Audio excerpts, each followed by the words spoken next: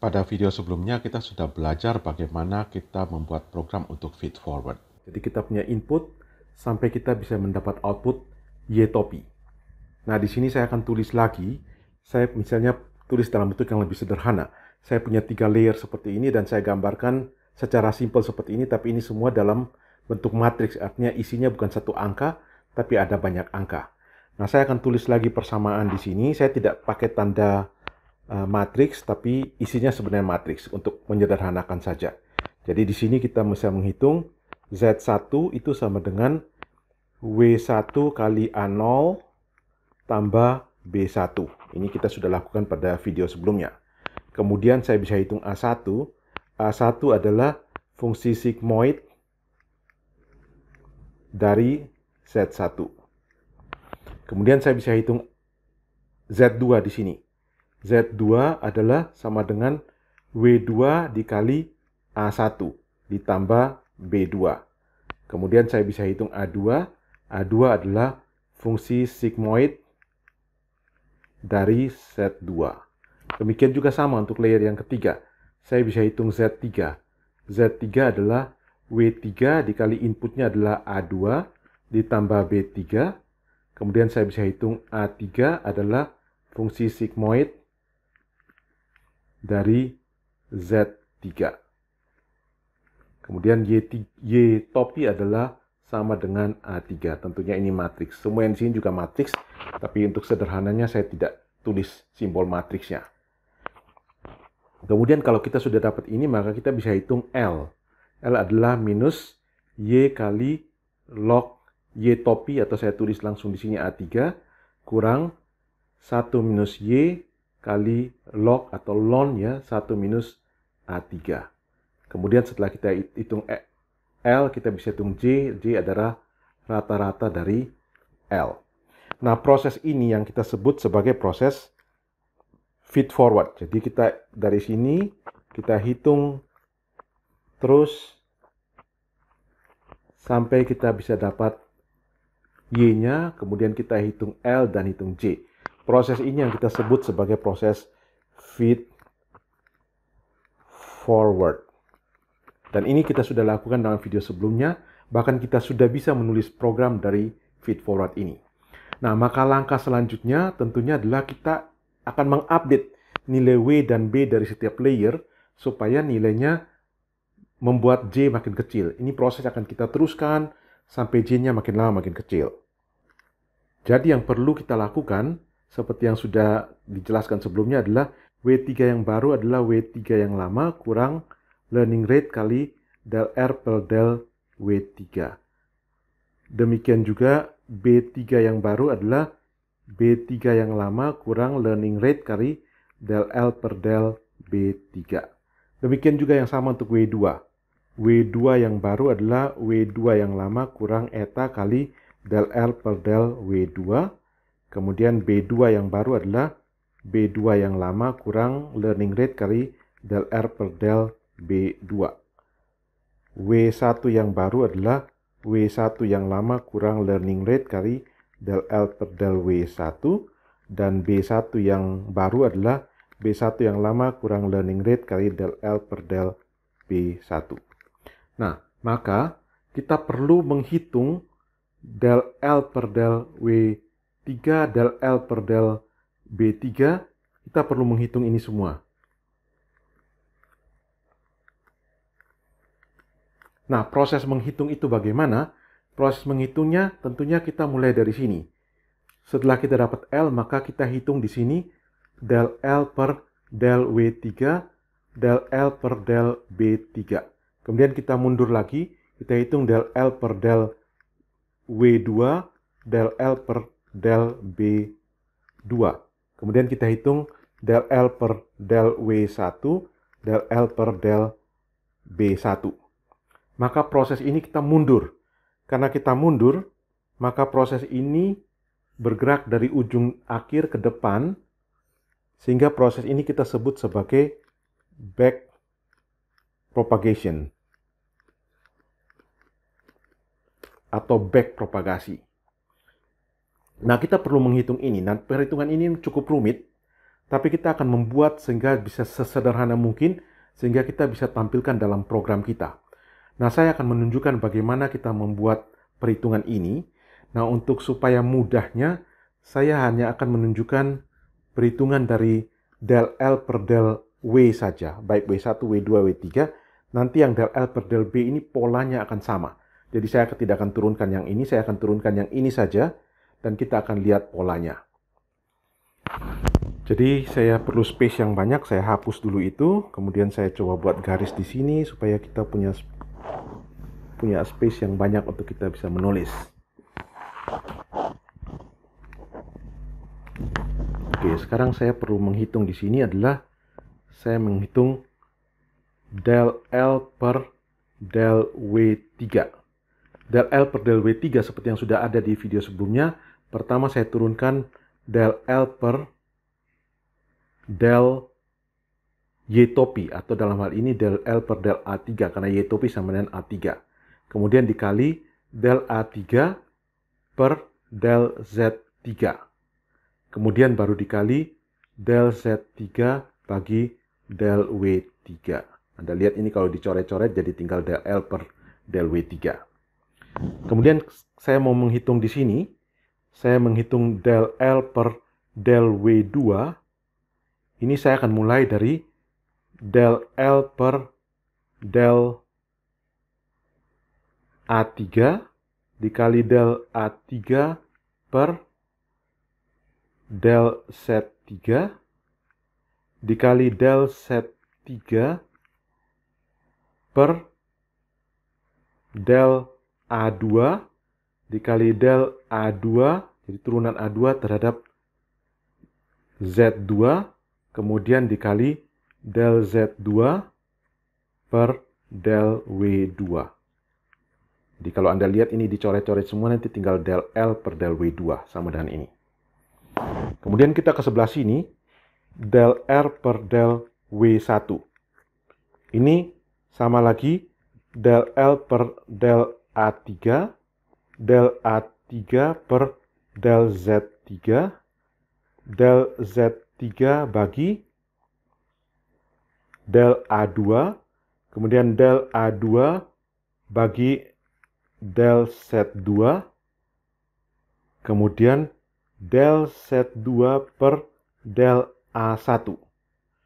Kemudian saya turunkan ini terhadap Z1, berarti del A1 per del Z1, baru saya kalikan del Z1 per del W1. Jadi Anda lihat proses ini nanti tinggal del L1, del L per del W1. Nah, ini kelihatan sangat rumit.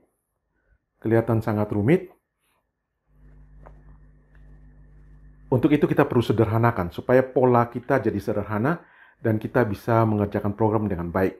Maka yang ini saya singkatkan jadi del L per del Z3.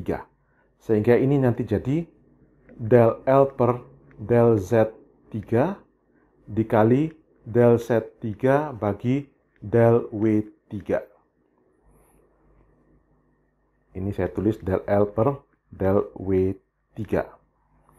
Yang di sini del L per del W2, dari sini sampai di sini del L per del Z2. Jadi del L per del Z2 dikali del Z2 per del W2. Kemudian yang ini dari sini sampai di sini del L per del Z1. Jadi ini del L per del Z1 dikali del Z1 per del W1. Ini sama dengan del L per del W1. Anda lihat kita sudah punya pola yang mirip. Kita sudah punya pola yang lebih sederhana.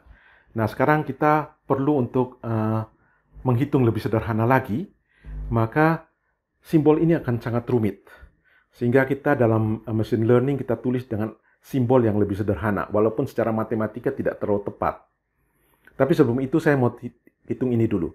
Del Z3 per del W3 berapa? Jadi ini Z3 diturunkan terhadap W3, ini hasilnya nanti A2. Jadi di sini langsung saya ganti saja jadi A2. Del Z2 bagi DW2 berapa? Z2 diturunkan terhadap W2, ini A1. Sehingga ini jadi A1. Demikian juga del Z1 bagi del W1, ini akan jadi A0. Jadi persamaan kita sudah mulai sederhana. Oke, nah untuk mensederhanakan ini kita menulis dengan notasi yang sederhana walaupun secara matematika tidak terlalu tepat, tapi notasi ini dipakai untuk machine learning. Jadi ini cara tulisnya, kita tulis sebagai DZ3. DZ3 adalah sebenarnya del L per del Z3.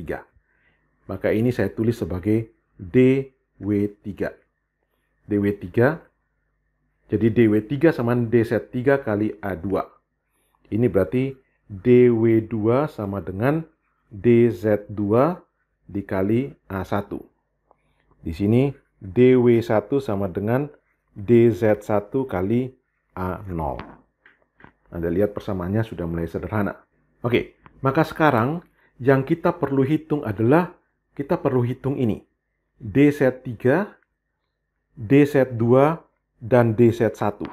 Kalau kita sudah bisa hitung DZ3, DZ2, DZ1, maka kita bisa hitung DW3, DW2, dan DW1. Maka di sini kita hitung DZ3. Ini saya perlu hitung di sini, saya tulis gini saja. DZ2, di sini saya perlu hitung DZ1. DZ3 berapa? DZ3 adalah turunan ini. Nah, kalau dalam video sebelumnya ketika kita belajar tentang binary cross entropy, kita sudah bisa menghitung di sini. DZ3 adalah Y topi kurang Y. Atau kalau dalam kasus ini karena Y topi sama dengan A3, maka ini jadi A3 dikurangi Y. DZ2 berapa? DZ2 adalah keseluruhan ini. Nah, kalau Anda lihat sendiri, ini sendiri adalah DZ3. Jadi DZ2 sama dengan DZ3 dikali turunan Z3 terhadap A2. Turunan Z3 terhadap A2 berarti W3. Berarti ini dikali W3. Kemudian dikali turunan A2 terhadap Z2. Turunan A2 terhadap Z2 ini adalah turunan dari sigmoid. Anda lihat di video 4, video tentang turunan dari sigmoid, kita dapat ini sama dengan A2 kali 1 kurang A2. Jadi saya sudah bisa hitung DZ2. Kemudian DZ1 berapa? DZ1, maka Anda lihat dari sini sampai dengan sini, ini adalah DZ2. Maka DZ1 sama dengan DZ2. Jadi DZ2 ini dikali berapa? Turunan Z2 terhadap A1. Turunan Z2 terhadap A1 adalah W2. Dikali W2. Kemudian dikali turunan A1 terhadap Z1. Turunan dari sigmoid. Berarti ini jadi A1 kali 1 kurang A1.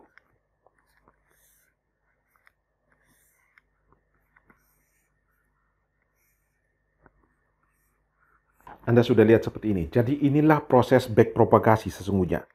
Jadi proses backpropagasi adalah kita hitung DZ3. Setelah dapat DZ3, kita hitung DZ2. DZ2 adalah DZ3 di sini dikali W3 dikali A2 kali 1 kurang A2. Kita akan dapat DZ2. Kemudian kita hitung dapat DZ1. Nah, kalau sudah dapat DZ3, DZ2, DZ1, maka kita bisa menghitung W yang baru. W yang baru adalah W yang lama kurang learning rate kali ini DL per del W1 ini adalah DW1. DW1 itu adalah DZ1 dikali A0. Jadi saya bisa tulis lagi, W1 yang baru adalah W1 yang lama dikurangi eta kali DW1. DW1 berarti adalah DZ1 dikali A0. Kemudian W2 yang baru adalah W2 yang lama kurang learning rate kali DZ2 kali DZ2 ya, kali A1. Kemudian W3 yang baru adalah W3 yang lama kurang learning rate kali DZ3 kali A2. Demikian juga saya bisa hitung B. B1 yang baru adalah B1 yang lama kurang learning rate kali DZ1 kali 1. Karena kalau B Anda ingat ini akan jadi 1. B2 yang baru adalah B2 yang lama kurang learning rate kali DZ2 kali 1. B3 yang baru adalah B3 yang lama kurang learning rate kali DZ3. Jadi, dengan demikian kita sudah bisa mengupdate nilai B dan nilai W. Jadi prosesnya, kita bisa program yang feed forward seperti ini sampai di sini. Kemudian kita melakukan backpropagasi, hitung DZ3, DZ2, DZ1, kemudian kita update weight. Jadi ini yang akan kita masukkan dalam program dan saya akan tunjukkan itu dalam video berikutnya.